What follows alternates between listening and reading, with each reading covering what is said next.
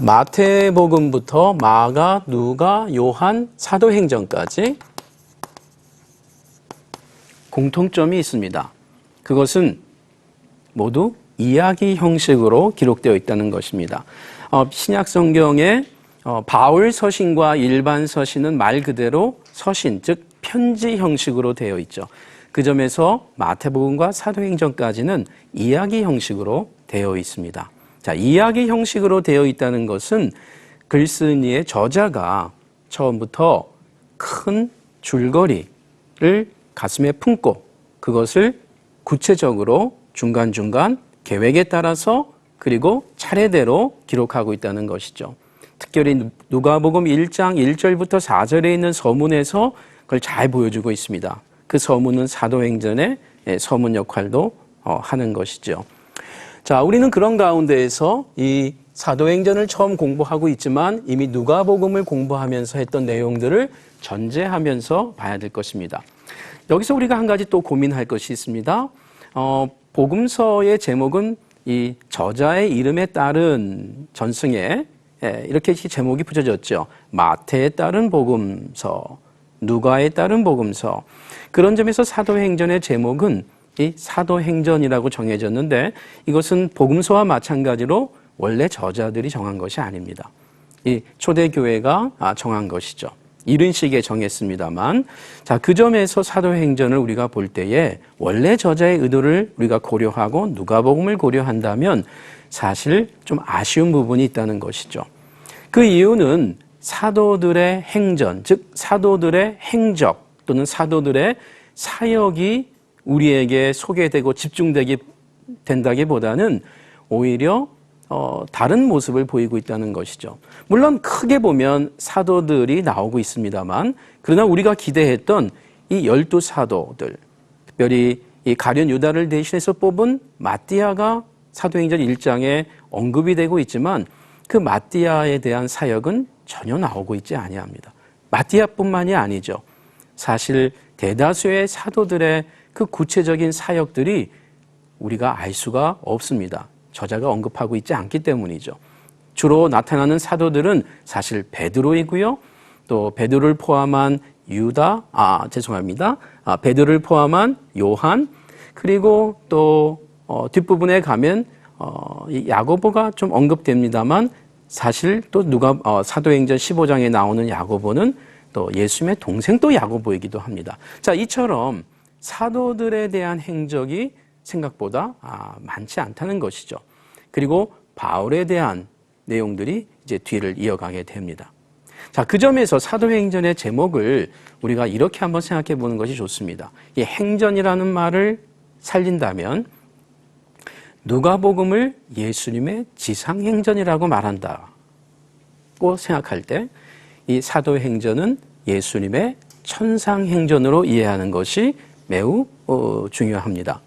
이 말은 저자 누가가 처음부터 다른 복음서의 저자들보다 더 아주 깊이 있게 처음부터 예수님의 사역이 십자가의 죽음과 부활로 그리고 승천으로 끝난 것이 아니라는 것을 명백하게 보여주기 때문입니다.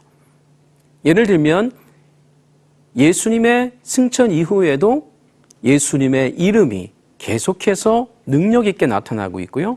그리고 실제로 중요한 문맥마다 이 승천하신 예수님께서 나타나시고 또 적지 않은 사람들에게 그의 이름이 불려지고 고백되어지고 그리고 환상을 보기 때문입니다. 대표적으로 사도행전 9장에 그 예수를 믿는 자들을 핍박했던 바울에게 나타난 분은 다름 아닌 하늘에 계신 예수 그리스도셨습니다.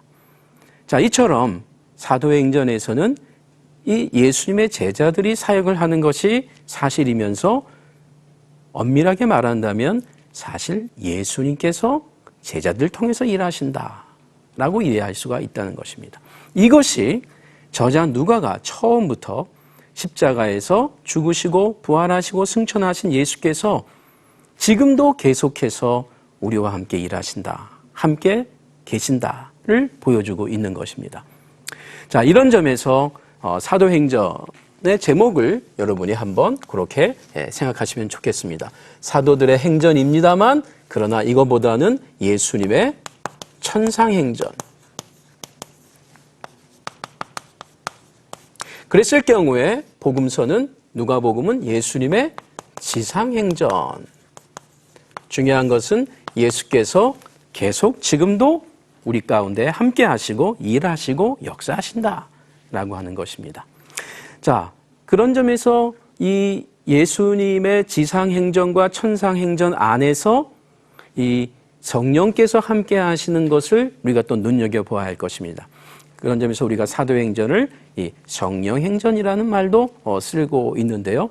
그 이유 중에 하나는 정말 중요한 문맥마다 이 하나님의 영이자 이 예수 그리스도의 영이신 성령께서 자주 역사하고 언급되고 있기 때문입니다. 자, 우리 사도행전의 저자를 한번 생각해 볼 때 이미 누가복음을 공부하면서 했기 때문에 우리가 빨리 넘어가도록 하겠습니다. 그렇습니다. 저자는 누가로 우리가 이해가 되고요. 그리고 이 누가는 이 유대인보다는 이 이방인이었던 인물로 우리가 알게 되고요. 이 이방인 출신이었던 이 저자 누가가 어느 순간에 복음을 받고 그리고 그 복음 가운데에서 그가 깨달은 그 메시지를 함께 주위의 사람들과 특별히 초대 그리스도인들, 유대 그리스도인들을 염두에 두면서 특별히 이 이방 그리스도인들을 염두에 두면서 쓰고 있는 복음서, 누가복음, 그리고 사도행전이 되겠습니다. 자, 이 사도행전의 기록 장소에 있어서는 상당히 많은 그 주장들이 있습니다. 누가복음에서 우리가 기억했던 것처럼 이 사도행전의 이 글쓰기의 장소 역시 이 많은 추정들이 있습니다만 이 가이사라가 언급되기도 하고요. 또 아가야 지역, 그리스 쪽이죠. 이 아가야 지역도 많이 떠오르고 있습니다. 그러나 가장 많은 학자들의 그 견해로서는 이 로마를 또한 이해하게 됩니다. 그 이유 중에 하나는 이 사도행전의 마지막이 바로 이 바울의 그 로마 도착과 함께 끝이 나고 있죠. 사도행전 28장입니다. 그런 가운데서 끝까지 함께 동행했던 이 누가가 그 로마에서 기록한 것이 아니었을까로 추정을 하게 되는 것입니다. 우리 기록 시기와 관련해서는 이 누가복음과 함께 고려할 수밖에 없습니다. 누가복음을 우리가 앞 시간에 보통 학자들에 따라서 60년대에서 이 70년대까지 보는 학자들이 있다고 그랬죠. 우리가 보통 마가복음을 전제로 하면서 또 이른 시기에 예루살렘 성전이 그 무너졌던 70년을 기점으로 할 때에 그 예언을 함께 우리가 고려한다면 누가복음 역시 이 60년대에 기록되었을 것으로 우리가 이해를 하고요. 그리고 사도행전의 이 28장에 있는 이 바울의 그 감옥에 있는 그 상황들, 그리고 그가 약 65년경에 이 네로 황제의 그 기독교인들을 대대적으로 핍박할 때 이 바울이 순교를 당합니다. 그때 베드로도 순교를 당하죠. 이 베드로와 바울의 순교의 그 시기를 고려할 때에 사도행전 28장이 그 바울의 그 죽음을 언급하지 않는다는 점에서 이 65년 이전으로 보는 학자들이 있고요. 또 이 바울의 이 죽음을 의도적으로 기록하지 않았을 가능성이 있다라고 할 때에는 60년 후를 또 70년대까지를 또 생각하는 학자들이 있습니다. 물론 80년대, 90년대, 심지어 100년 이후도 생각하는 학자들이 소수가 있습니다만 보통 우리가 60년대 또는 70년대를 어간으로 한 이 시점을 이 사도행전의 기록 시기로 보는 것이 좋겠습니다. 자, 이렇게 볼 때에 우리가 더 중요한 것은 이 기록 장소와 이 연대의 정확성보다는 그와 같은 그 분위기와 상황을 이해하는 것이 중요하다고 했죠. 그 점에서 사도행전이 쓰여졌던 그 1세기의 상황, 그리고 이 로마를 중심으로 한 이 이방인 지역에서 쓰여졌을 가능성과 그 시기를 고려할 때 우리는 유대교의 흐름과 함께 1세기의 유대교와 그리고 이 헬라와 로마 문화와 사회적인 어떤 그런 정보들을 우리가 가급적이면 성경을 이해하기 위해서 많이 알 필요가 있겠습니다. 물론 이것을 우리가 쉽게 이해할 수 있는 좀 편리하게 정보를 얻을 수 있는 가장 좋은 방법은 여러분이 좋은 성경 배경사전이나 또 낙곤으로 된 이 주석서들을 또 참조하시면 많은 유익이 될 것입니다. 자, 우리 사도행전의 1장부터 28장까지의 전체 큰 시기를 보면 약 AD 30년에서